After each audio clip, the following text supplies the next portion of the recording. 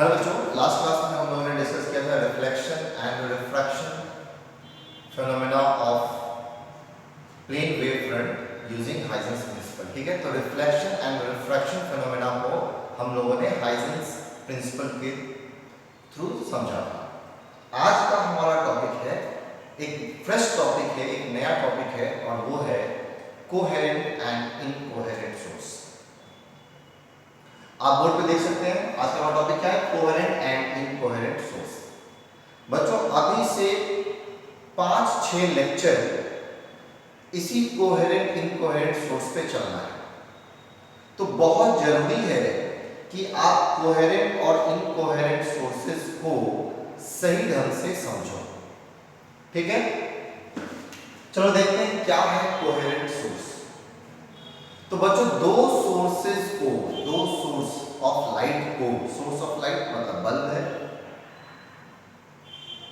या फिर सन है आपका सोर्स ऑफ लाइट, स्टार है आपका source of light, tube bulb है आपका सोर्स ऑफ लाइट, टॉर्च है आपका सोर्स ऑफ लाइट।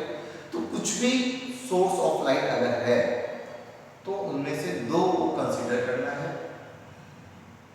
तो दो सोर्स ऑफ लाइट आपस में कोहेरेंट कहा जाएगा जब उनसे निकलने वाले वेव्स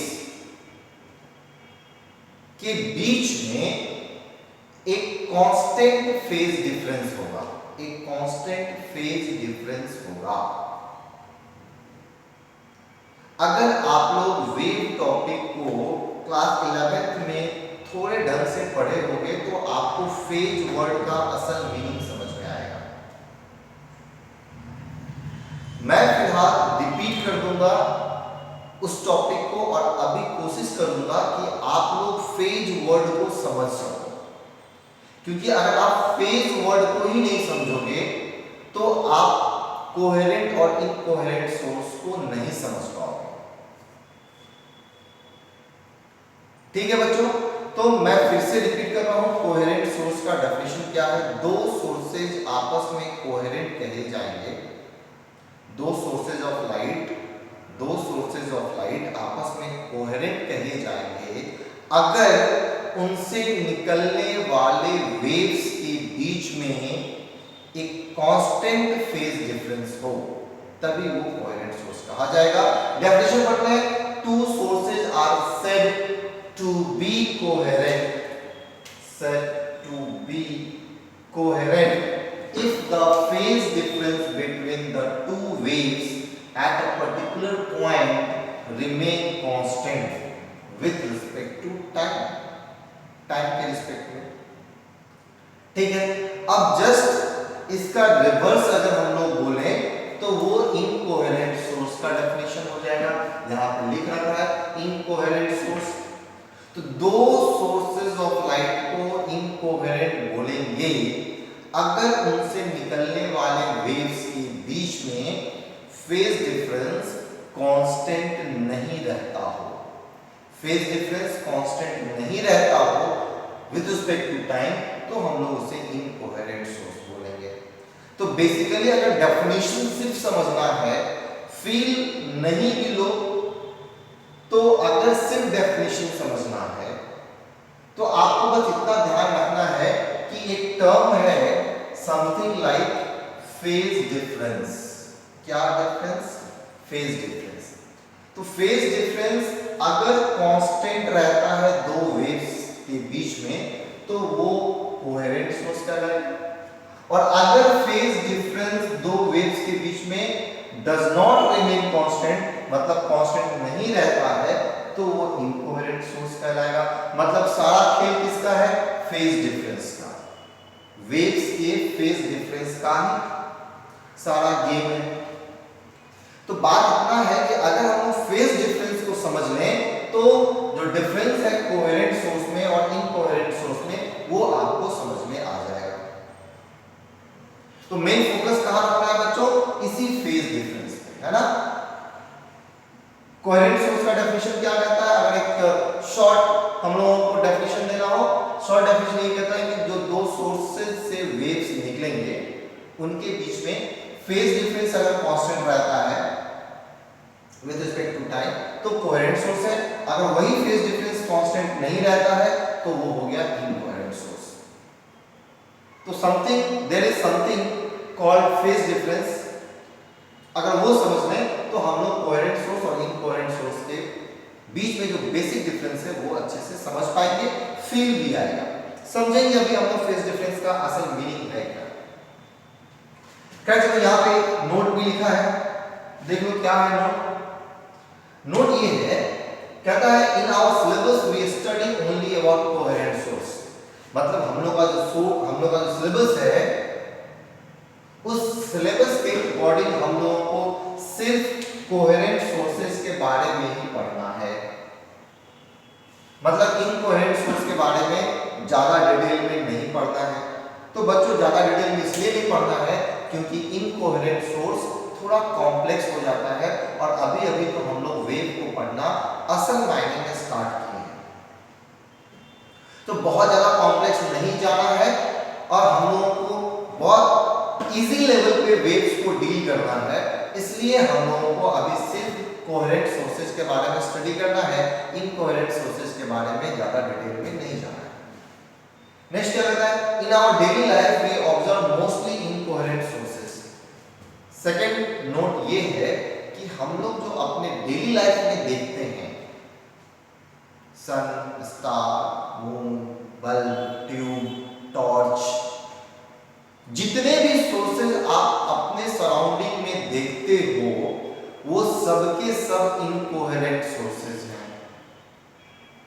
मतलब क्या है कि जो सबसे ज्यादा यूज का सोर्स है, जो सबसे ज्यादा यूज में आने वाला सोर्स है वो इनकोहेरेंट है, लेकिन अभी हम लोगों को इनकोहेरेंट सोर्स के बारे में ज्यादा डिटेल में नहीं पढ़ना है। अभी हम लोग जस्ट इंट्रोड्यूस हुए हैं वेव्स के बारे में, इसलिए अभी बहुत कॉम्प्लेक्स जाना ही नहीं है अभी, मतलब पूरे 12th में, मतलब इंटरमीडिएट लेवल पे आप लोगों को अभी बेसिक नॉलेज लेना है वेव का, और वो बेसिक नॉलेज सिर्फ कोहेरेंट सोर्सेज के बारे में होंगे, इनकोहेरेंट सोर्सेज पे अभी कोई काम नहीं करना है, मतलब कॉम्प्लेक्सिटी में नहीं जाना है, सिंपलिसिटी में रहना है। तो ठीक है, in our daily life we observe mostly incoherent sources, हम लोग जो भी ऑब्जर्व कर रहे हैं वो इनकोहेरेंट सोर्सेज। जैसे आप दो बल्ब देख रहे हो, दोनों बल्ब आपस में इनकोहेरेंट सोर्सेज होंगे, वो सेम कंपनी के अगर है तो भी इनकोहेरेंट सोर्सेज होंगे, सेम पावर के हैं तो भी इनकोहेरेंट सोर्सेज ही होंगे। आप कुछ भी कर लो, दो अलग अलग सोर्स कोहेरेंट हो ही नहीं सकता है, ये बात आप अपने दिमाग में बिठा लो। दो अलग अलग सोर्स कोहेरेंट हो ही नहीं सकता है। तो हम लोग अपने सराउंडिंग में जितने भी सोर्सेज देख रहे हैं वो सब के सब इनकोहेरेंट सोर्सेज हैं, कोहेरेंट सोर्स कोई है ही नहीं। और हम लोगों को अभी कोहेरेंट सोर्स के बारे में ही डिटेल में पढ़ना है, जिसे हम लोग डेली लाइफ में नहीं देखते।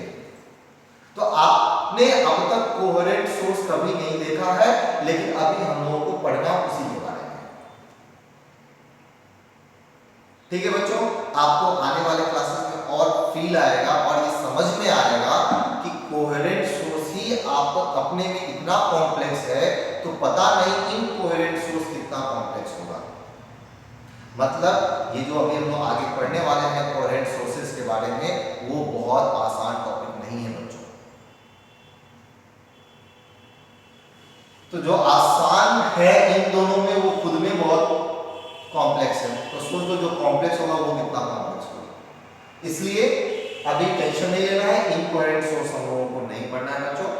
आने वाले 3-4 क्लास में अभी हम लोग कोहेरेंट इनकोहेरेंट सोर्सेज के बारे में, मतलब मोस्टली इनकोहेरेंट नहीं कोहेरेंट सोर्सेज के बारे में मोस्टली अभी हम लोग डिस्कस करेंगे।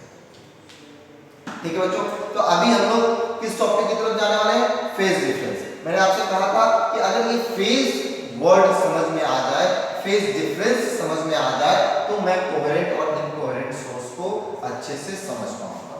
चलो ठीक है, समझाने के लिए थोड़ा तो स्पेस चाहिए हम लोगों को।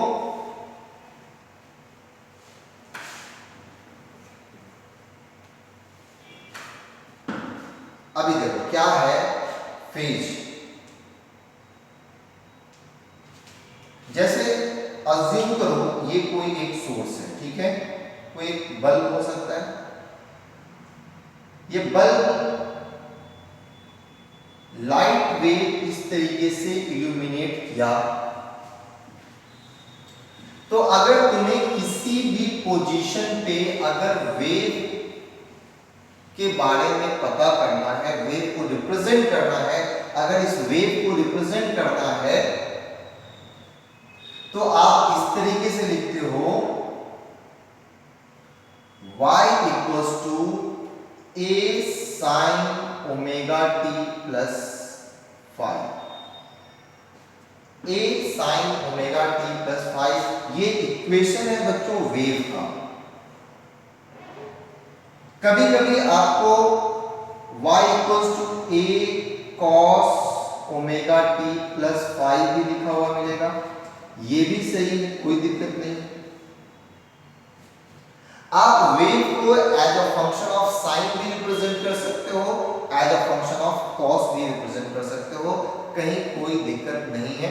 थोड़ा सा ध्यान रखना पड़ता है, वो मैं आपको थोड़ी देर के बाद बताऊंगा, ठीक है।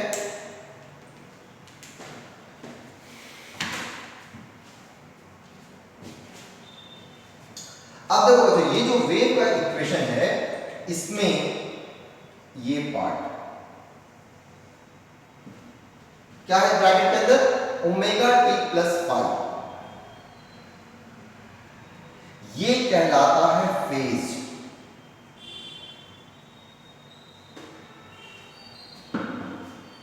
Actually y equals to a sine अगर कुछ भी यहां पे हो तो आप समझ जाते हो कि ये फंक्शन कैसा है, साइनसोइडल है। आप y equals to a cos यहां पे कुछ भी लिखते हो आप समझ जाते हो कि फंक्शन कैसा है, साइनसोइडल है, मतलब साइन, ये साइन का ग्राफ आप लोगों को मालूम है, ठीक है। यहां भी ये पार्ट आपका क्या कहलाता है, फेज। मतलब साइन का या कॉस का जो एंगल है वो आपका कहलाता है बच्चों फेज।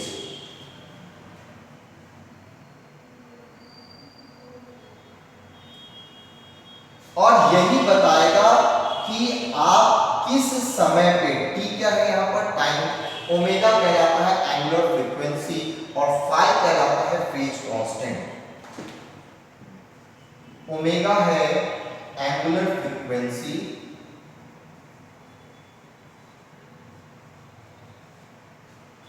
टी आपका है टाइम और फाई है यहां पर फेज कांस्टेंट। तो ये जो इक्वेशन लिखा है मैंने बच्चों, ये किसी एक पर्टिकुलर पॉइंट पे, एक पर्टिकुलर पॉइंट पे, जैसे मान लो मैं इस पॉइंट पे हूं, ठीक है, इस पॉइंट पे वेव का जो पोजीशन होगा ये कभी यहां भी हो सकता है, यहां भी हो सकता है, यहां भी हो सकता है, यहां भी हो सकता है, यहां भी हो सकता है, यहां भी हो सकता है। ये तो ऐसा चल करेगा, ये पॉइंट ऊपर नीचे। तो एज टाइम पासेस, टाइम का वैल्यू चेंज होगा तो ये पूरा का पूरा वैल्यू चेंज होगा।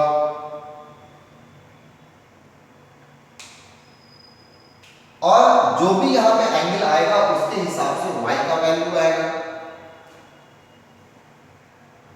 ठीक है बच्चों। अब देखो ओमेगा यहां पर कांस्टेंट होता है, किसी भी वेव के लिए जो एंगुलर फ्रीक्वेंसी है वो उसका फिक्स्ड होता है, वो चेंज नहीं होता है, ठीक है। तो ओमेगा आपका फिक्स रहेगा, टाइम चेंज होगा और फाई जो है वो है फेज कांस्टेंट। क्या है बच्चों, फेज कांस्टेंट। इसका बहुत ही इंपॉर्टेंट रोल है, फेज कांस्टेंट इसका बहुत ही इंपॉर्टेंट रोल है। अभी इस पूरे को समझने से पहले अभी हम लोग फेज कांस्टेंट के बारे में समझेंगे। फेज कांस्टेंट ये बताता है कि एट टाइम इक्वल्स टू 0 आपके वेव का पोजीशन क्या है। It tells about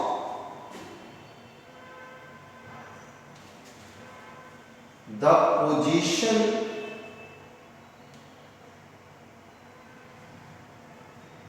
of wave at t equals to 0. It tells about the position of wave at t equals to 0. बच्चों अभी मैं इसको साफ करूंगा।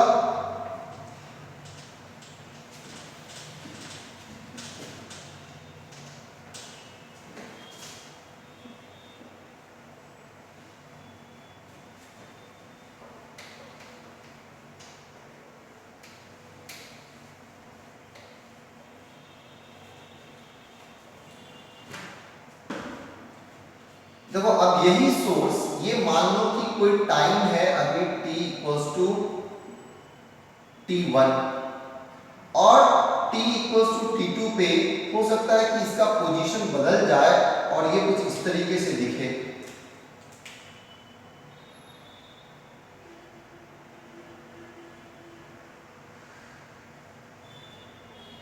अब देखो ये जो पॉइंट है यहां पे आ चुका है, ठीक है बच्चों। अभी जो पोजीशन है इस वेव का वो यहां पे आ चुका है, चेंज हो गया। Eight t equals to t1 इसका पोजीशन कहां था बच्चों? मैक्सिमम हाइट पे था। अभी क्या है, मिनिमम हाइट से थोड़ा सा ऊपर है, ठीक है। हो सकता है कि t इक्वल्स टू t3 पे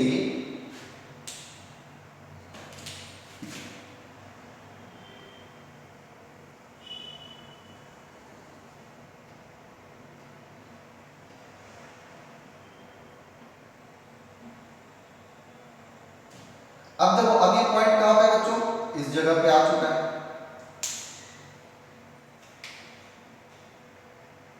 आप देख सकते हो कि ये जो पॉइंट है इस पॉइंट का नाम हम देते हैं P1। तो P1 अलग अलग टाइम पे अपना पोजीशन चेंज कर रहा है, कभी मैक्सिमम हाइट पे है, कभी लोएस्ट पॉइंट से थोड़ा सा ऊपर है, कभी ये लेफ्ट साइड है, कभी ये राइट साइड है, कभी ये राइट, कभी ये लेफ्ट साइड है, कभी ये राइट साइड है। तो इस तरीके से position of the same point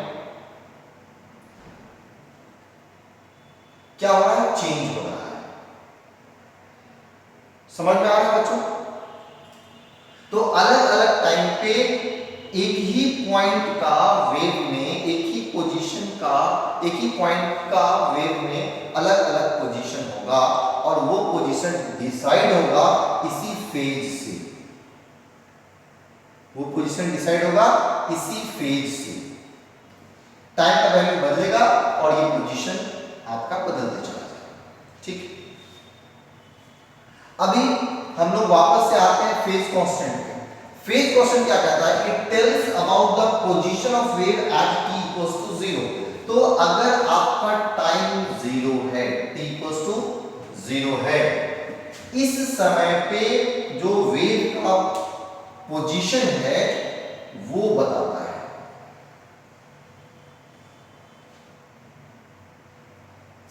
ठीक है, ये यहां पे मतलब ये एक मिनट, ये वेव बहुत अच्छे से बना नहीं, मैं फिर से बनाता हूं।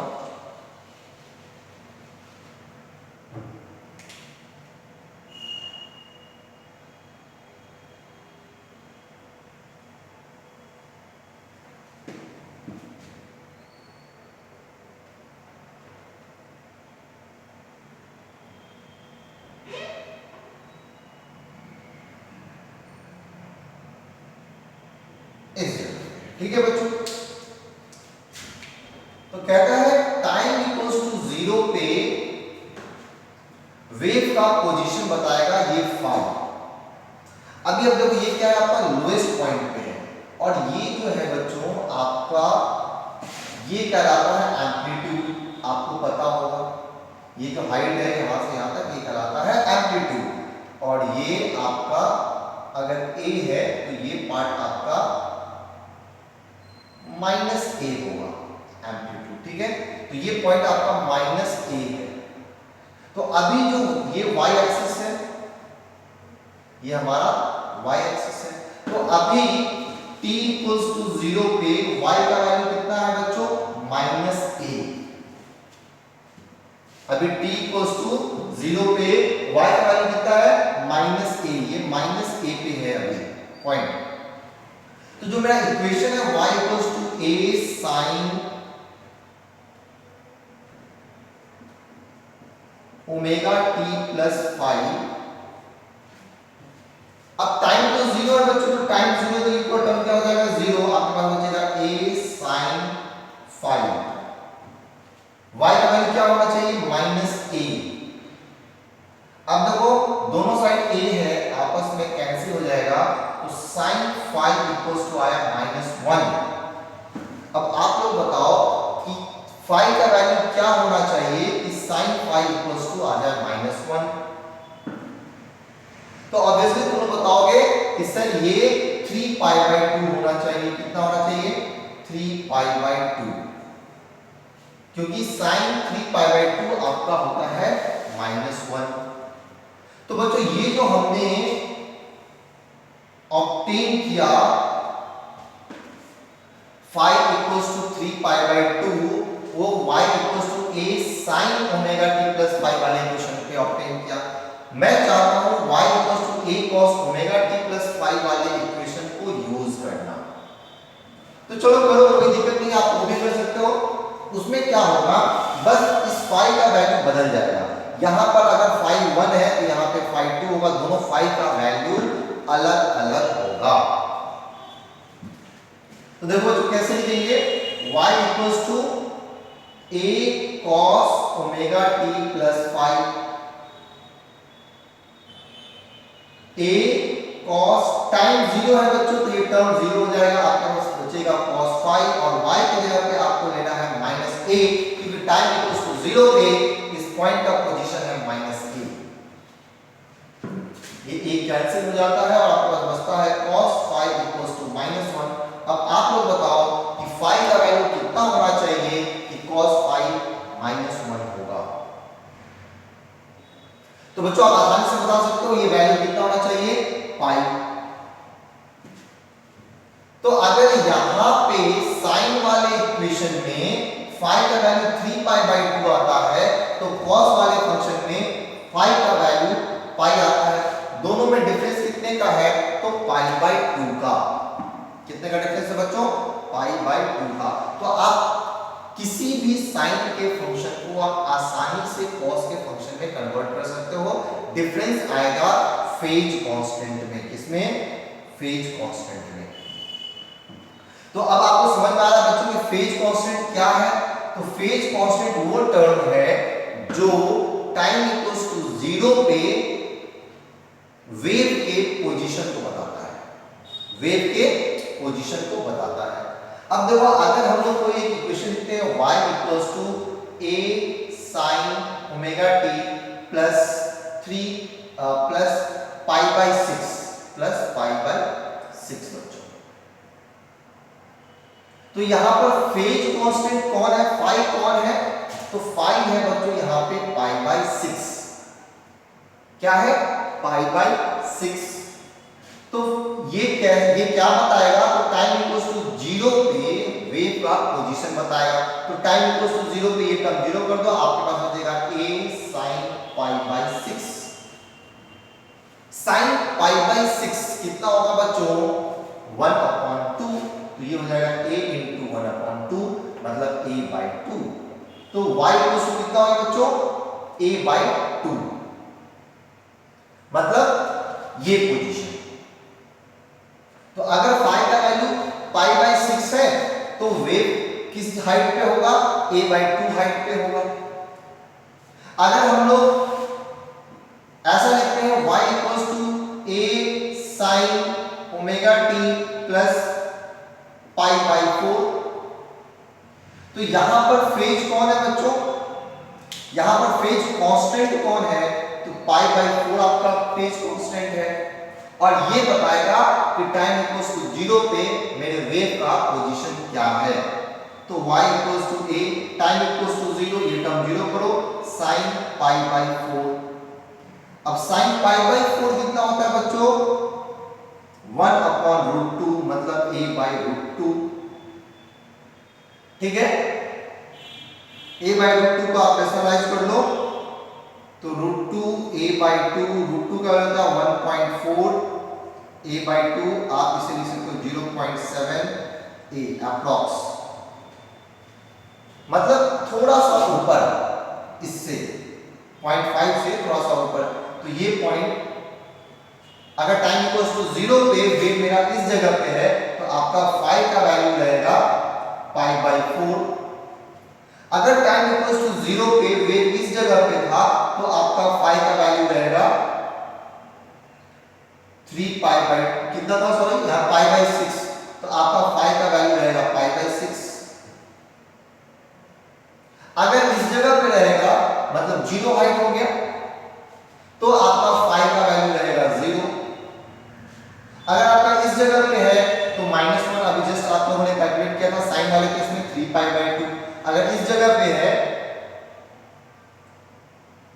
तो आपका फाई का वैल्यू होगा 3π/2। तो बच्चों समझ में आ रहा है कि जो फेज कांस्टेंट है वो क्या बताता है? तो बच्चों फेज कांस्टेंट आपके वेव का पोजीशन बताता है एट t = 0। ठीक है, और आप किसी भी वेव को इस तरीके से रिप्रेजेंट कर सकते हो y = a sin ωt + phi। अब अगर टाइम बदलेगा तो आपका ये जो पोजीशन है वेव का वो भी बदल सकता है, अलग अलग टाइम पे अलग अलग पोजीशन होगा। ओमेगा का वैल्यू फिक्स रहेगा, फाई आपका कांस्टेंट ही है, और ये पूरा का पूरा टर्म कहलाता है phase, phase angle. Phase short में बोलते हैं, और पूरा अगर प्रोनाउंस करना हुआ तो हम लोग इसे बोलेंगे फेज एंगल। मैं बार बार कह रहा हूं, मैं इस क्वेश्चन को साइन के टर्म में भी लिख सकता हूं और कॉस के टर्म में लिख सकता हूं, बस डिफरेंस किसमें आएगा? तो फाई के वैल्यू में आएगा। सेम इक्वेशन होगा, बस फाई का वैल्यू बदल जाएगा, सब कुछ सेम, कोई चेंजेस नहीं होगा। आप इक्वेशन को साइन के टर्म्स में भी लिखो, कॉस के टर्म्स में भी लिखो। कुछ बुक साइन के टर्म में लिखता है, कुछ बुक कॉस के टर्म में लिखता है, तो बिल्कुल कंफ्यूज नहीं होना है। आप अपने इक्वेशन को किसी भी टर्म में लिख सकते हो, साइन कॉस में से जो आपको अच्छा लगे, बस चेंज आ जाएगा फाई के वैल्यू में। और फाई तो कांस्टेंट है, तो कांस्टेंट का वैल्यू तो बदलता ही रहता है, मतलब यूज के हिसाब से। अब आपको फेज समझ में आ गया। अब है फेज डिफरेंस। क्या? Phase difference. अब मैं इसे थोड़ा साफ करूंगा। आई थिंक आप लोगों को फेज और फेज कांस्टेंट समझ में आ गया। ये फेज कांस्टेंट है और ये पूरा का पूरा एंगल फेज एंगल है, और ये पूरा इक्वेशन जो है ये किसी एक पॉइंट को, मतलब ये इस पूरे वेव को रिप्रेजेंट नहीं कर रहा है, इस पूरे वेव के इस पर्टिकुलर पॉइंट को रिप्रेजेंट कर रहा है। ये इक्वेशन इस पर्टिकुलर पॉइंट को रिप्रेजेंट कर रहा है, ये इक्वेशन, हर पॉइंट को नहीं। ठीक है, ये पॉइंट ऐसे चल कर रहा है, आप देख सकते हैं ये अलग अलग पोजीशन पे आएगा। तो ये अलग अलग पोजीशन पे जब आएगा तो किस टाइम पे किस पोजीशन पे होगा, इस वेव का ये पॉइंट किस टाइम पे किस पोजीशन पे होगा, यहाँ पे होगा, यहाँ पे होगा, यहाँ पे होगा, यहाँ पे होगा, यहाँ पे होगा, यहाँ पे होगा, किस पोजीशन पे होगा वो पता चलेगा आपको इस पूरे इक्वेशन से। y = a sin ωt + phi। Time बदलेगा और इसका पोजीशन बदलेगा। फाई बता रहा है क्या कि टाइम इक्वल्स टू 0 पे, मतलब स्टार्टिंग समय पे, स्टार्टिंग टाइम पे वेव किस जगह पे था, मतलब वेव किस जगह से एसएचएम करना स्टार्ट कर रहा है। एसएचएम मतलब सिंपल हार्मोनिक मोशन। ठीक बच्चों, अब आते हैं हम फेज डिफरेंस पे।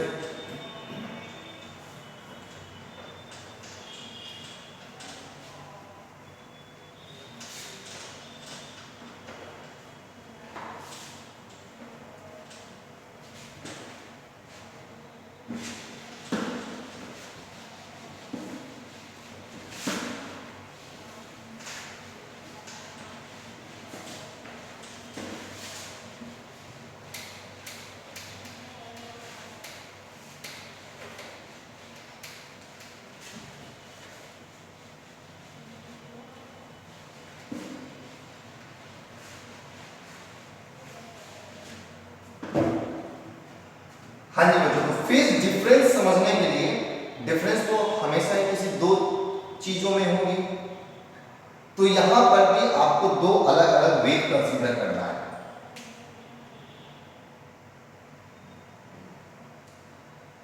एक वेव ये रहा आपका और दूसरा वेव ये रहा।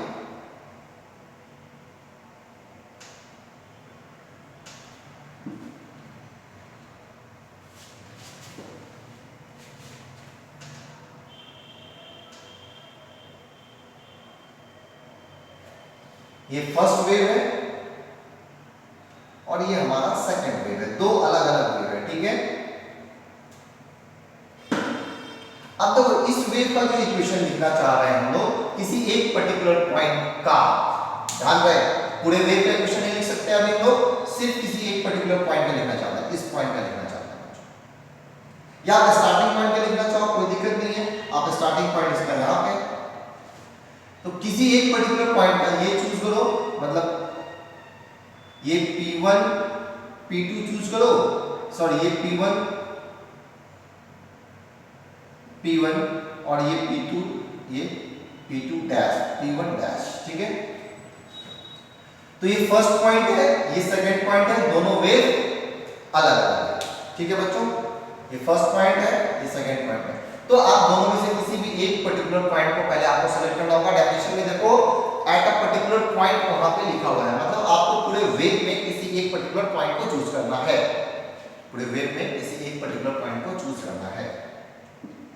चलो मैं इस पॉइंट को ही चूज करता हूं, ये वाला पॉइंट, ठीक है। इसको छोड़, स्टार्टिंग पॉइंट को छोड़ दो, स्टार्टिंग पॉइंट आसान होता है समझना, बीच का कोई पॉइंट लेते हैं, अगर वो समझ में आता है तो स्टार्टिंग पॉइंट तो आसान है। अब तो इसके लिए इक्वेशन लिखते हैं, फर्स्ट वेव है तो हम लिखते हैं y1 इक्वल्स टू हम लिखते हैं a sin omega t plus phi 1, इसका फेज कांस्टेंट लिया है हम लोगों ने phi 1, और y2 सेकंड वेव के लिए, ये फर्स्ट वेव के लिए इक्वेशन, ये सेकंड वेव के लिए है इक्वेशन।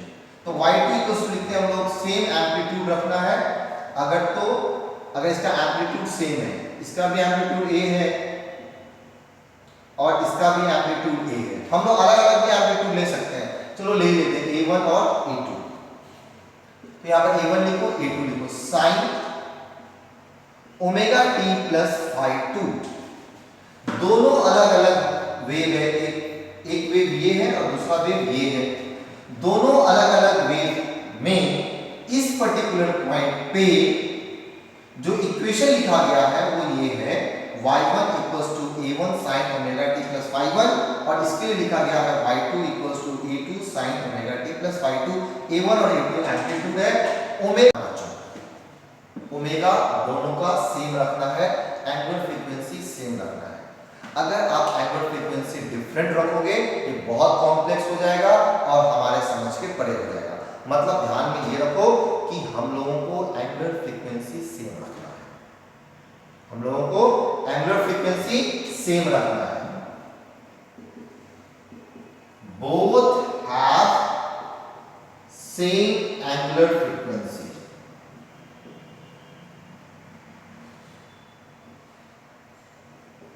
ओमेगा, मतलब यहाँ पे ओमेगा 1 और ओमेगा 2 मत करना। अगर कहीं गलती से भी तुम लोग यहाँ पे ओमेगा 1 और ओमेगा 2 कर दिए, मतलब ऐसा गंदा फंसोगे कि आगे समझना बहुत मुश्किल हो जाएगा। क्योंकि स्टार्टिंग पीरियड है वेव के बारे में, तो हम लोग अभी आसान चीजों को पहले सीखेंगे, कॉम्प्लेक्स चीजों में बाद में आएंगे। ओमेगा से रहेगा टाइम तो ठीक है, अपने हिसाब से बदलता रहेगा, दोनों का फेज अलग अलग है, दोनों का फेज कांस्टेंट अलग अलग है। अब आप देखो टाइम इक्वल्स टू 0 पे ये जो वेव है, मान लो टाइम इक्वल्स टू 0 पे है, ये भी टाइम इक्वल्स टू 0 पे है, तो ये देखो टाइम इक्वल्स टू 0 पे ये अपने मीन पोजीशन पे है और ये थोड़ा सा मैक्सिमम हाइट से कम पे है, तो दोनों का पोजीशन अलग अलग है। इसका मतलब दोनों के फाई का वैल्यू भी अलग अलग होगा, दोनों का फेज कांस्टेंट अलग अलग होगा। तो ये phi 1 है और ये phi 2 है। टाइम इक्वल्स टू 0 कर दो, यहाँ भी ये पार्ट 0 ये पार्ट 0, तो क्या बचेगा a1 sin phi 1 और यहाँ क्या बचेगा a2 sin phi 2। अब इसमें phi 1 का वैल्यू कितना होना चाहिए 0, क्योंकि ये 0 पे है। इसमें phi का वैल्यू कितना होना चाहिए, तो ये होना चाहिए आपका पाई बाई 2 से थोड़ा सा ज्यादा, ठीक है। तो ये बदले phi 1 phi 2 का वैल्यू अलग अलग होगा। अब क्या है, दोनों का फेज मालूम है, ये आपका फेज है, फर्स्ट वेव का और ये आपका फेज है सेकंड वेव का। तो कह रहा है फेज डिफरेंस, फेज डिफरेंस। तो फेज डिफरेंस दोनों के बीच में आपको y2 में से y1 घटाना है या y1 में से y2 घटाना है, आप देख लो, कोई दिक्कत नहीं है। हम लोग y2 में से y1 को घटाते हैं, omega t plus phi 2 minus omega t plus phi 1। तो omega t plus phi 2 minus omega t minus phi 1, omega t आपका घट जाएगा, बचेगा क्या, फाई 2 माइनस फाई 1। यही है आपका फेज डिफरेंस। क्या बच्चों, यही है हमारा फेज डिफरेंस।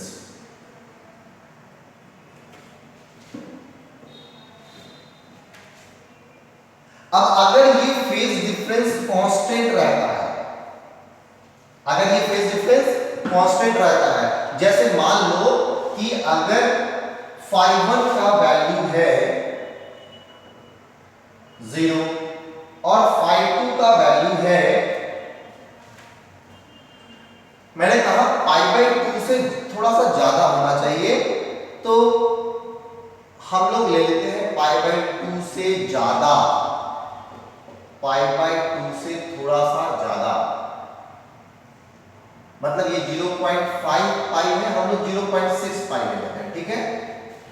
तो चलो हम फाइनल ले लेते हैं 0.6 पाई। तो जो डिफरेंस है बच्चों फेज में वो क्या हो जाएगा, phi 2 minus phi 1 that is 0.6 pi minus 0। तो कितना आ गया बच्चों, 0.6 पाई। तो फेज डिफरेंस जो है डेल्टा पाई वो कितना आ गया, 0.6 पाई। अगर ये डिफरेंस कांस्टेंट रहता है,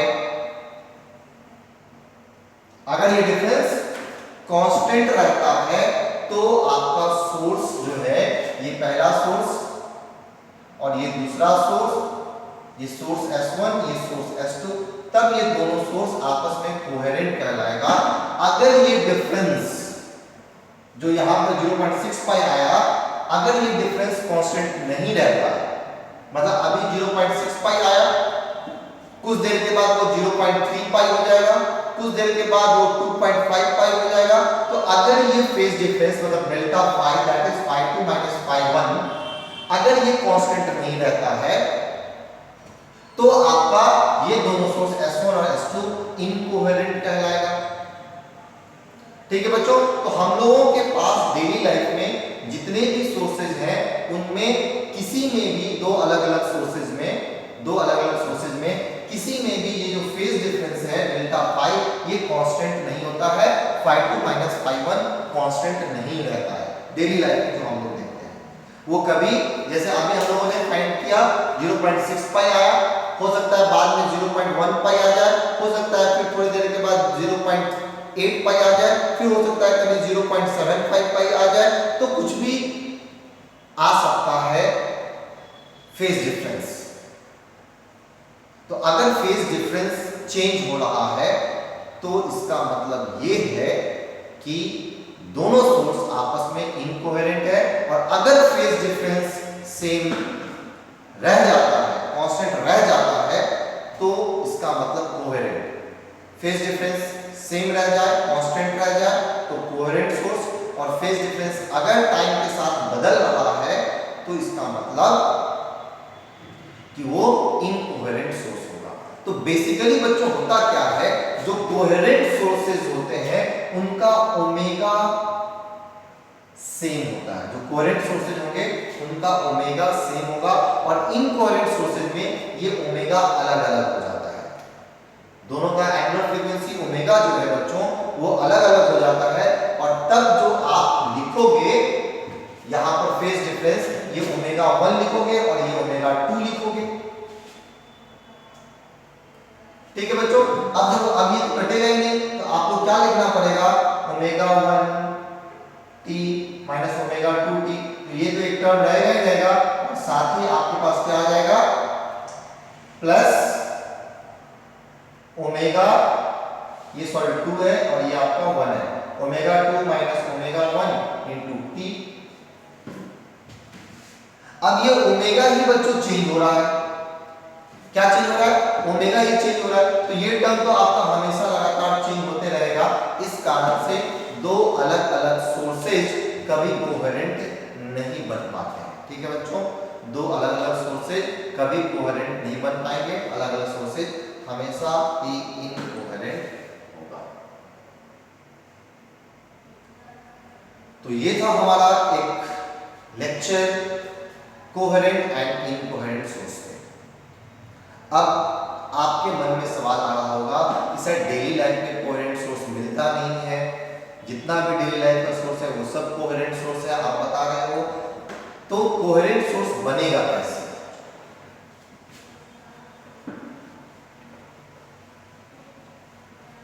तो वो अब थोड़ा सा हम लोग डिस्कस कर लेंगे। Formation of coherent source.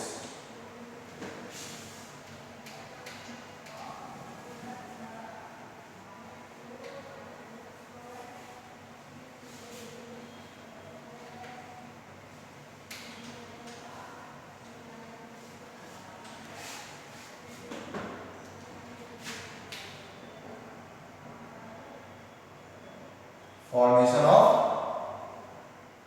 Coherent source. तो बच्चों अगर आपको फॉर्मेशन ऑफ कोहेरेंट सोर्स समझना है, सबसे पहला पॉइंट याद रखो कि टू कोहेरेंट सोर्स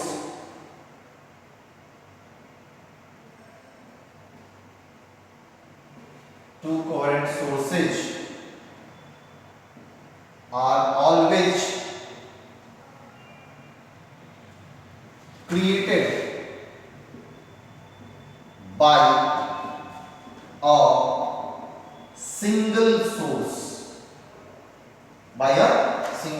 अगर आपको दो कोहेरेंट सोर्स चाहिए तो वो हमेशा ही एक सिंगल सोर्स से क्रिएट किया जाएगा, एक ही सोर्स होगा। क्या कैसे होगा? चलो उस पर ध्यान दो। मेरे पास मान लो यहां पर एक बल्ब है, ठीक है, और हम लोग क्या करते हैं, यहां पे इसके पास सामने एक कार्डबोर्ड लेते हैं, कार्डबोर्ड,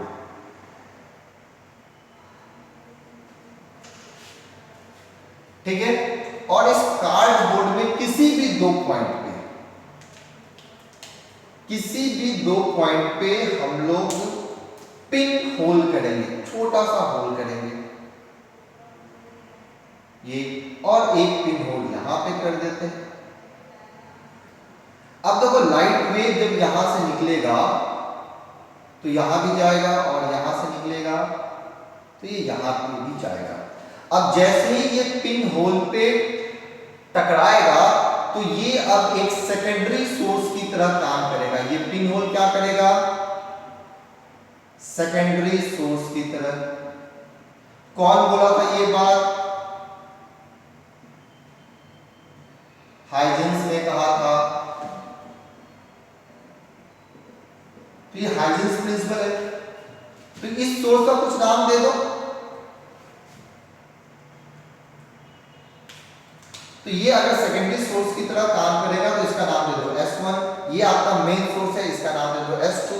अब इसी तरीके से ये होल भी अब एक सेकेंडरी सोर्स की तरह काम करेगा तो इसका नाम दे दो S2। तो ये भी आपका सेकेंडरी सोर्स हो जाएगा।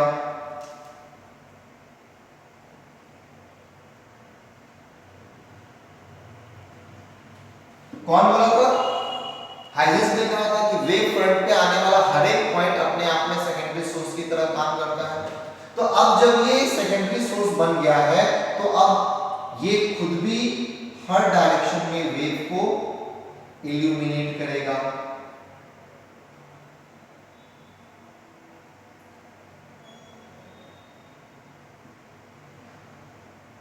इसी तरीके से ये भी अब हर डायरेक्शन में वेव को इल्यूमिनेट करेगा।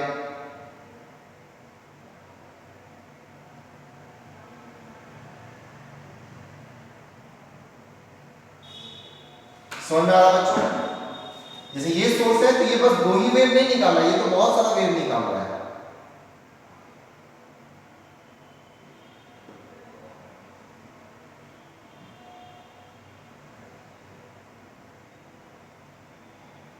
लेकिन मुझे इन सभी वेव से कुछ लेना देना नहीं है, मुझे बस उन वेव से लेना देना है जो वेव इस होल की तरफ आ रहा था।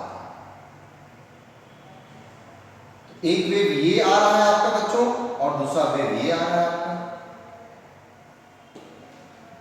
तो एक ही सोर्स से दो अलग अलग होल पे जब लाइट इल्यूमिनेट करता है तो वो दोनों होल्स आपस में कोहेरेंट सोर्सेस की तरह बिहेव करते हैं। तो हम लोग क्या लिख सकते हैं, when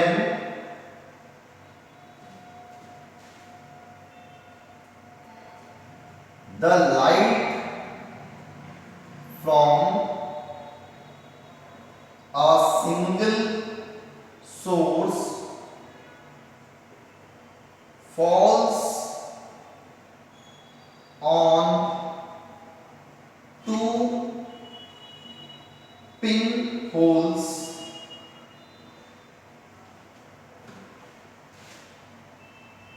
then these holes behaves like two coherent sources। बस बच्चों यही है आपका मेन स्टेटमेंट, यही है तरीका कोहेरेंट सोर्स के फॉर्मेशन का। तो हम लोग इस तरीके से कोहेरेंट सोर्सेज को क्रिएट कर सकते हैं। यहाँ पर लिख सकते हैं हम लोग S1 and S2 are coherent sources.